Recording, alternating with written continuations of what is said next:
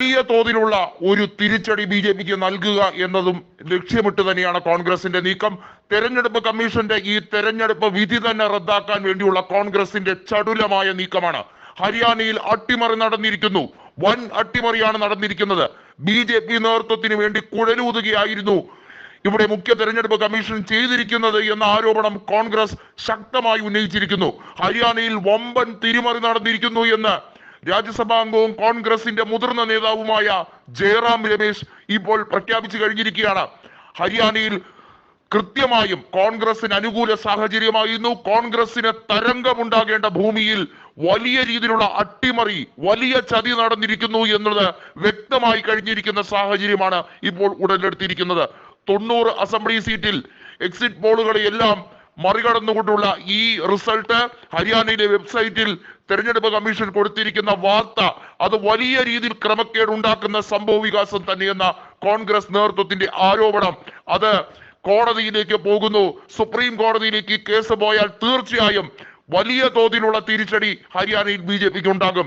ഹരിയാനയിൽ B J പിക്ക് നേടാൻ കഴിഞ്ഞത് വിജയമല്ല, വലിയ രീതിയിലുള്ള അട്ടിമറി തന്നെയെന്ന കോൺഗ്രസിന്റെ ആരോപണം. ഇത് ജനവിധിയല്ല, ഇത് കൃത്യമായിട്ടുള്ള മാനിപ്പുലേഷൻ തന്നെ കോൺഗ്രസ് പറഞ്ഞിരിക്കുന്നു.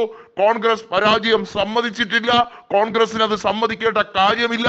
നരേന്ദ്രമോദി പ്രധാനമന്ത്രിയായി ഇരിക്കുന്നിടത്തോളം കാലം ഇന്ത്യൻ ജനതയ്ക്ക് നീതി ലഭിക്കില്ല എന്ന കോൺഗ്രസിന്റെ ശക്തവും വ്യക്തവുമായ ന്യായമാണ് ഇപ്പോൾ ദേശീയ മാധ്യമങ്ങളിൽ വന്നിരിക്കുന്നത്. തുടക്കം മുതൽ തന്നെ ദേശീയ മാധ്യമങ്ങൾ കൃത്യമായി ഈ കാര്യങ്ങൾ റിപ്പോർട്ട് ചെയ്തതാണ്. ലോക്സഭാ തെരഞ്ഞെടുപ്പിൽ 79ഓളം ലോക്സഭാ സീറ്റുകളിലെ ക്രമക്കേട് നിലവിൽ തെരഞ്ഞെടുപ്പ് കമ്മീഷനുമായി ബന്ധപ്പെട്ട ഈ ക്രമക്കേട് ഇതുവരെയും പരിഹരിച്ചിട്ടില്ല. ആ നിർണായകമായ വാദം ഇപ്പോഴും നടന്നുകൊണ്ടിരിക്കുകയാണ്. അതിനിടയിലാണ് ഹരിയാനയിൽ ഉണ്ടായിരിക്കുന്ന ഈ സംഭവ വികാസം. ഇത് തെരഞ്ഞെടുപ്പിലെ അട്ടിമറി തന്നെയാണ്. സാധാരണയായി നമുക്കറിയാമല്ലോ, അധികാരം ലഭിച്ചില്ലെങ്കിൽ ബി ജെ പി ഓപ്പറേഷൻ താമര നടത്തിയാണ് ഓരോ സ്ഥലങ്ങളും പിടിച്ചടക്കുന്നത്. അതിനുവേണ്ടിയുള്ള ലക്ഷ്യമാണ് നടത്തുന്നത്. അതിന് EVM-ന്റെ അട്ടിമറി സാധ്യതകളിൽ എല്ലാം തന്നെ ഉപയോഗിക്കാറുണ്ട് എന്നത് വെറും ഒരു വാദഗതിയായി കോൺഗ്രസ് ഉയർത്തുന്ന കാര്യമല്ല. നിരവധിയായ തെളിവുകൾ, നിരവധിയായ സാഹചര്യങ്ങളുണ്ട്. 2024 ലോക്സഭാ തെരഞ്ഞെടുപ്പിലെ ക്രമക്കേടുകൾ ഇതുവരെയും പരിഹരിക്കാൻ കഴിഞ്ഞിട്ടില്ല.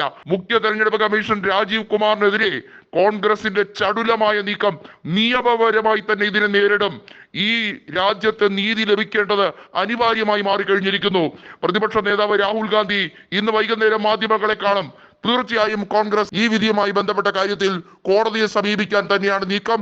ബി ജെ പി അവിടെ സർക്കാർ ഉണ്ടാക്കില്ല എന്ന് തന്നെയാണ് വ്യക്തമാകുന്നത്.